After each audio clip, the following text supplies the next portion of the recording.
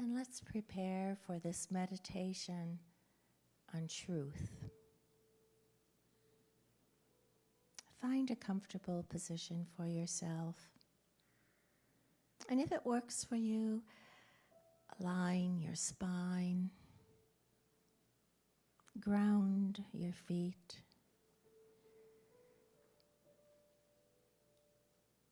close your eyes, and place your hands in an open position, ready to receive. And breathe. Inhaling the light, love, and healing of spirit. Breathe. Exhaling anything interfering with your highest good at this moment. Breathe. Soften. Quiet. Still. Recall the words of John, and you shall know the truth, and the truth shall make you free. Let this freedom be your intention for this meditation.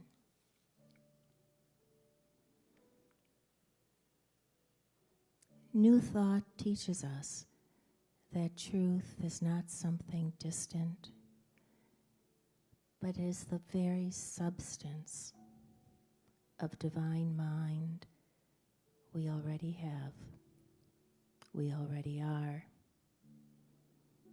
It is the presence of what is real, truth. Truth is the one mind, the one life, already present as you, right now, right here, always. Silently affirm, I am rooted in truth. I am rooted in truth. Beneath every experience and appearance, there is this one truth. The Christ in me, the truth within me, cannot be diminished, lost, or tainted.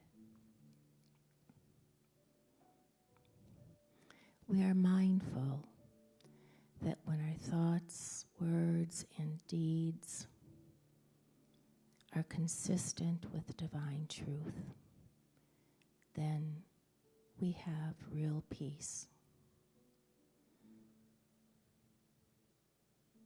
Beneath every role you play, every story you tell, there is divine mind, spirit, the truth of your being.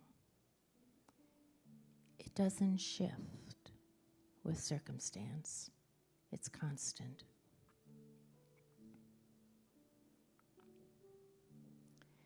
So now plant this seed in your mind. I think from truth. I act from truth.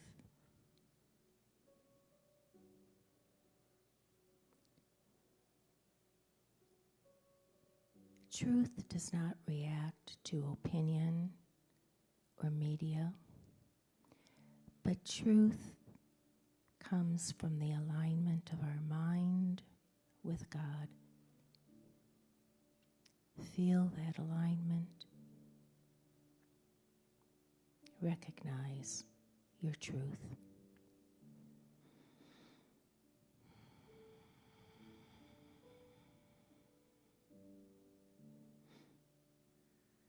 As you begin to open your eyes, carry this with you. truth is the mind of God, and that mind is in you now. And affirm, I act from divine truth. And so it is.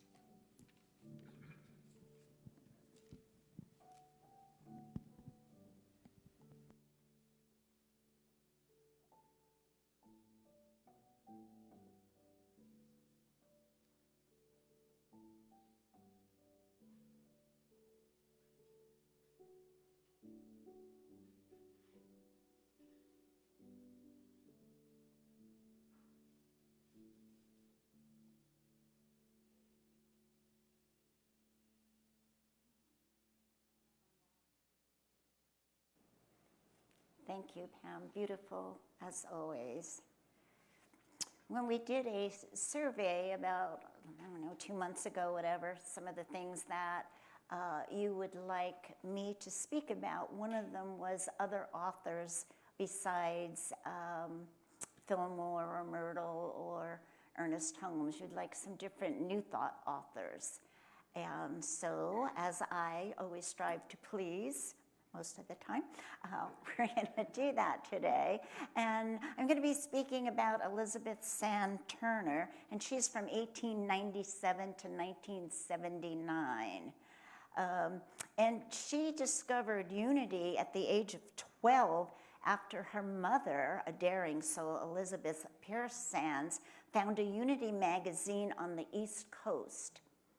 Seeking physical healing, her mother moved to Missouri for classes, facing harsh rejection from her family, and sad to say, even her so-called church family Episcopalian pastor, he turned against her for falling out of the fold. Mary Elizabeth, however, supported her mother and deepened her own studies after hearing Unity speaker Kate Neville in a high school talk.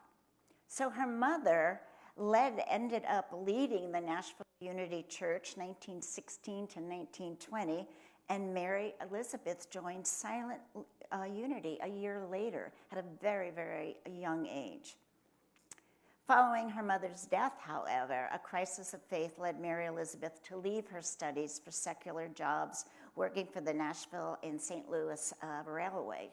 Quite a difference from spirituality in the railroad, but as those trains move on, thoughts move on with them.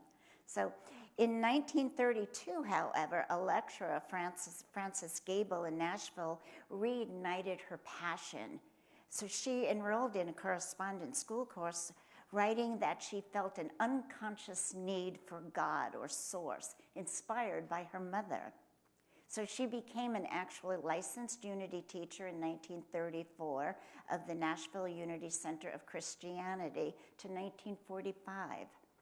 In 1946, Turner became Unity field lecturer, educational department of training school. She moved to Kansas City, Missouri in 1948, working there until 1955. Her final ministry was in Fort Lauderdale, Florida, until her retirement in 1966, and she left this plane of existence on May of 1979. She was a music lover, a skilled Bible scholar who studied at Peabody College. Turner wrote for Unity Magazine, Daily Word, and authored a famous trilogy interpreting scripture through the lens of Unity co-founder Charles Fillmore. Let There Be Light, 1954, the Old Testament metaphysical interpreted. Turner based this on Fillmore's teachings, stating, every truth student, we're talking about truth today, Pam, every truth student should know the historical events recorded in the Bible. He should also be acquainted with high moral value of its teaching. Hope and Glory in 1959, the Gospels metaphysically interpreted. Her most acclaimed book reached its 10th printing in 1996, dedicated to Fillmore. It addressed the confusion of initial spiritual awakening, advising readers to stay still for reassurance. We are here, she said, to be respectable of the outpouring of spirit, and we are to bring the good into visible form. And then B, transform, 1969, Acts through Revelation, metaphysically interpret. The final volume covers the early church. Paul's epistle in Revelation, Turner's goal was to show readers how to transform their lives through practical Christianity, opening their minds of a deeper understanding of life. In What Unity Teaches, another long article, Elizabeth Sand Turner asserts, it's always right that a man should be able to render reason for the faith that is within him. In other words, we have the right, the reason to interpret that which is within ourselves, right?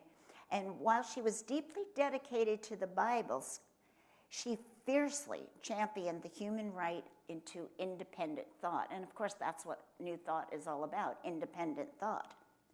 So she aligned with Unity's freedom from rigid dogma, emphasizing the followers never asked to blindly accept any proposition.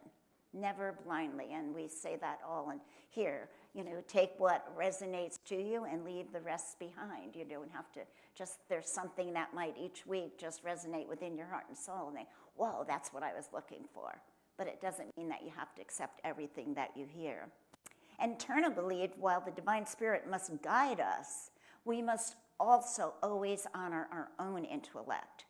She echoed Lowell Fillmore's view that intelligence is an expression of God's intelligence. And Lowell Fillmore, I prefer reading him actually to Charles. He's more grounded and he's more steeped within the spirituality of our own lives.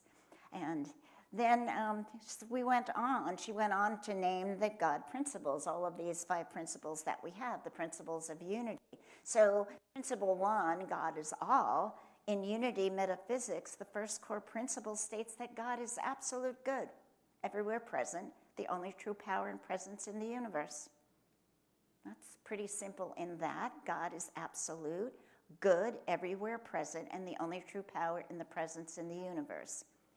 She expanded upon that in her classic text, What Unity Teaches, writing, God is spirit.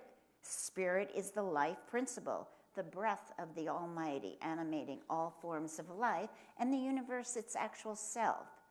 God is the sole creator, the source of all good. And whatever word you choose to use in place of God, that is fine, whatever your God is to you. But it is, whatever it is with a capital I, it is the creator, the source of all good.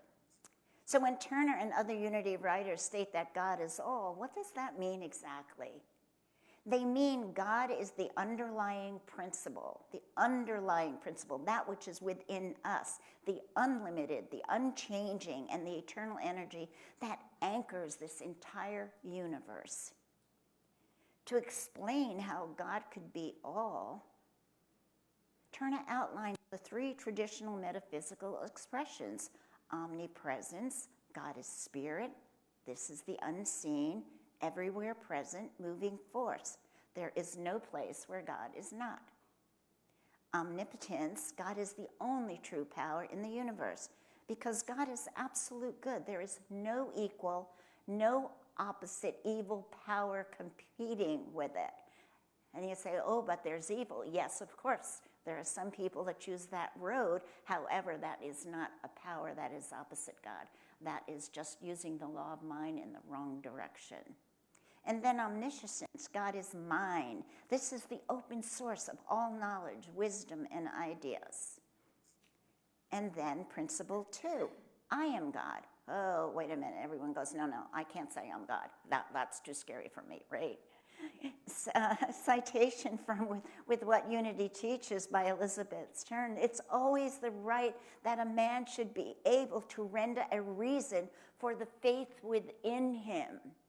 Render a reason for the faith within him. I believe this because I am so grounded in my center, in my knowing that God within me, as me, is me, right? So as much as Elizabeth was a Bible scholar and followed practical Christianity, again, she believed in the right of every human to think for themselves, as stated in the citation above. So she follows the tenets then of unity, that it does not ask followers to agree with every proposition. And that is standard New Thought teaching. But she definitely believes that spirit must be in your life. Like Lowell Fillmore says, our life, our intelligence is God's life and God's intelligence. So she honors our intelligence, knowing we have the right and we must think for ourselves. And that is the hardest thing for us to do. We have so much bombarding us, and it's like we get all confused, and it's like, wait a minute, stop, step back. What do I believe? What do I believe for myself? What is my own truth? Going back to what Pam was speaking about, standing in your own truth. What is your truth? And you never should waver from your own truth. Ernest C. Wilson, another author of Unity, The Emerging Self, he says, consciousness is to be awake and think, while Turner writes and exemplifies her belief in Scripture, one could say she is directing us to wake up. And how many times have you heard me say, wake up, right? Wake up and live. So in Unity metaphysics, Elizabeth Santurner's teaching, she says when Jacob woke up presenting a person's sudden profound realization of divine omnipresence, that wake up, it doesn't mean, well, it does, because a lot of people are the walking sleep. I mean, you see them all over wherever you go, the grocery store, the bank, driving, that's scary, the waking sleep that are driving, right? But we see that. So Jacob woke up, so in using the law of mind and action, principle, co-creating with God, we must understand how and what our consciousness is, what is our belief. And we all know this, that consciousness is composed of all your knowledge, all your experience, beliefs, and feelings that has led up to this very moment right here and right now. That's what consciousness is. Every single thing that you've experienced, thought, believed, and experienced is your consciousness. It is your mental alignment with what's going on in your mind. Wilson believes if we could change our consciousness, we could change the world. Now that's a great idea. Change consciousness, change the world. Change your words, change your thoughts. I mean, it's amazing, and it amazes me that I can find 25 years of knowing how to say that. And God, it's a challenge sometimes. We'll let you guys know that. How do I say that a different way that it sinks in for somebody who couldn't get it before, right? So Turner says thoughts find expressions in words, and we know that. Thoughts are things, and that God gave us free will to use them. We are not robots. We are not robots, not yet anyhow. We are still thinking human beings, right? So she goes on to say, we can think and speak as we choose, but the law of the Almighty, which we have no control, what we think and speak takes form, dwells among us. And what that means is we can think anything we want, but what that means is while we're thinking it, thoughts are things. So are we thinking things that are good for ourselves, our family, our friends, our world? Or are we in this little bubble only caring about yourself and no one else? Or just my friends and family and I don't care about anybody else? Or the world? What are my thoughts? What is my thinking? What is my action? What am I putting out in the universe as energy? Because everything is energy. Positive energy, negative energy, but everything is energy. And Wilson writes, it's not possible to demonstrate change in the body and affairs without going a change of ourselves. That's the absolute truth. The first thing that you do is change, and as you're changing yourself, everything around you changes, and it becomes more light and bright and beautiful, unless you're putting out negative energy. And then we all know about that. So supporting this premise then, Turner writes, thoughts find expression in words, and they may be audible or inaudible, written or spoken. Our words may wound or brighten. What do you want your words to do? I want my words to brighten. And then we're on to principle 3, the law of mind and action. co-creating with God, right? So in what Unity teaches, Turner writes, Unity believes in creative power of thoughts and words.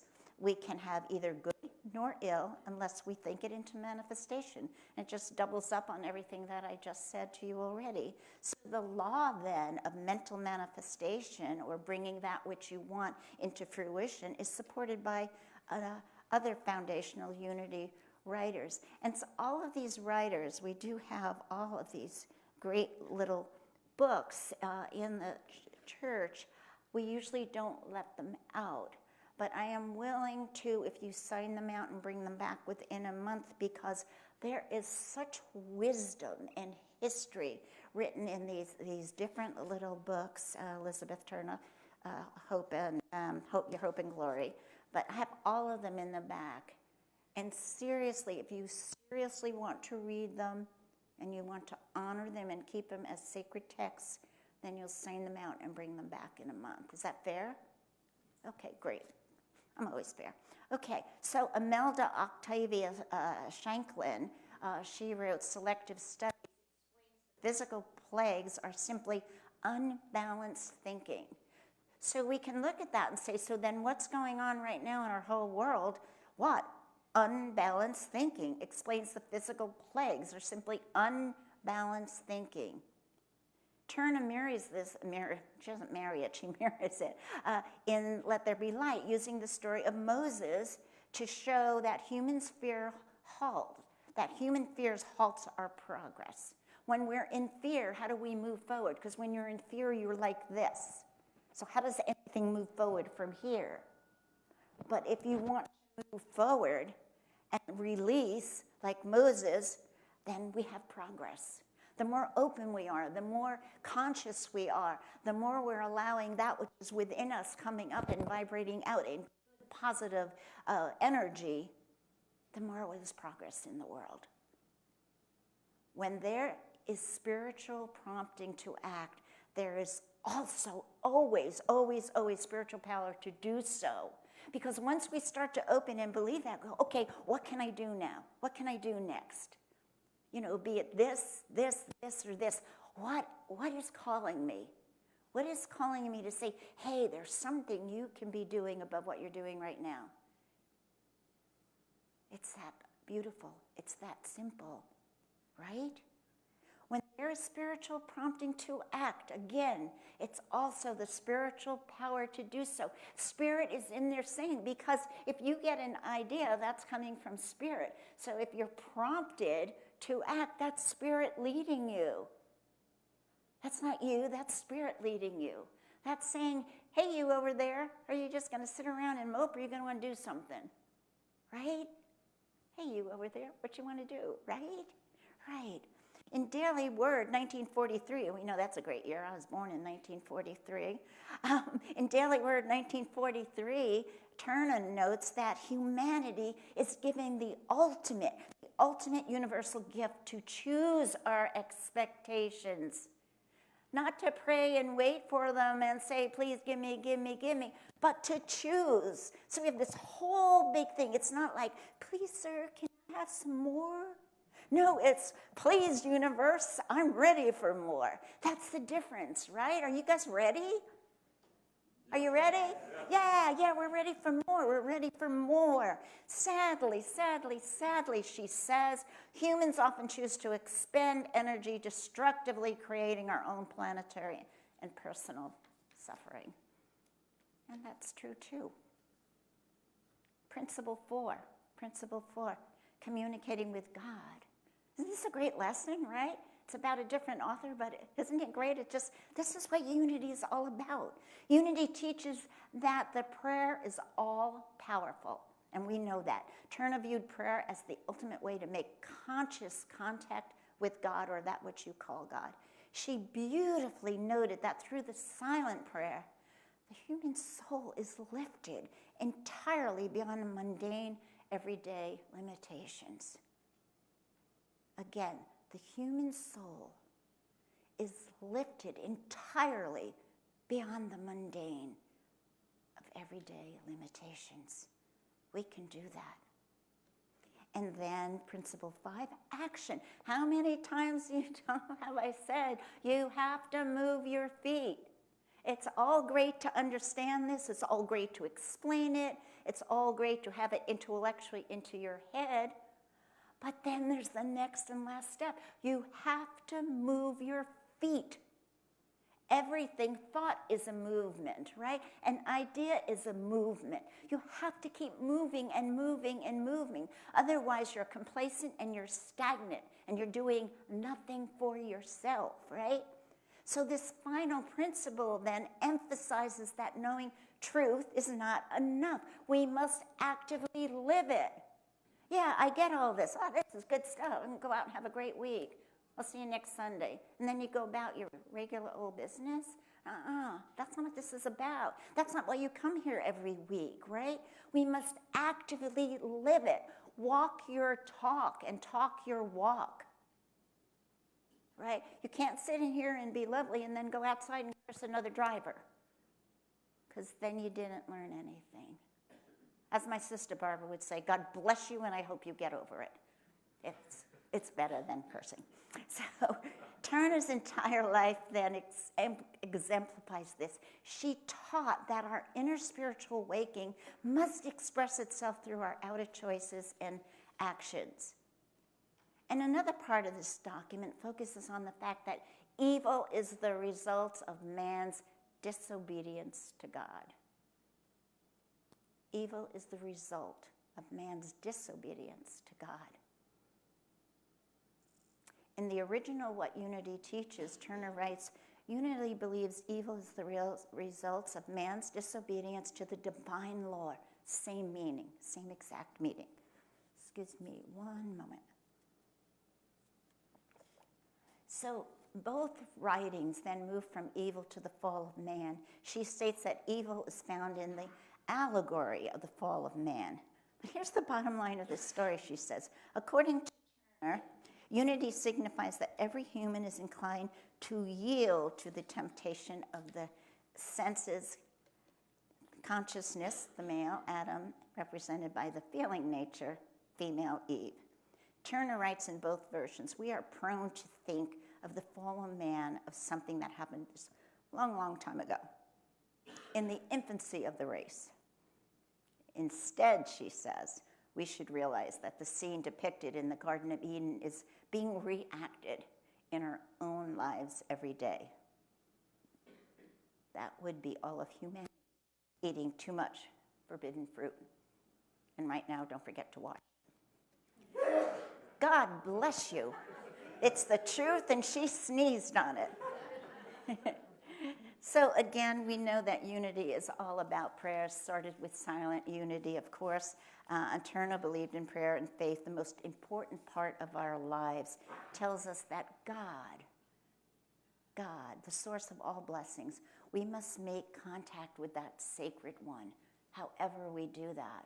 This morning, watching the two deer, watching my baby red squirrel, must make contact with the sacred one, no matter how you do that. So through prayer, the soul is lifted beyond the plane of mundane consideration from the Almighty. And as Turner beautifully reminded us, we always have the free will to choose our thoughts, wake up to our spiritual power, and discover this truth just for ourselves.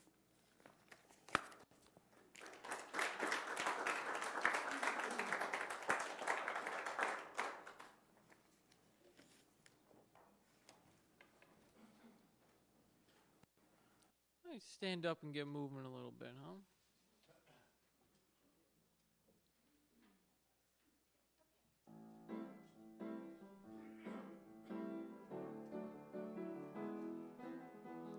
I am the thinker who thinks the thought that changes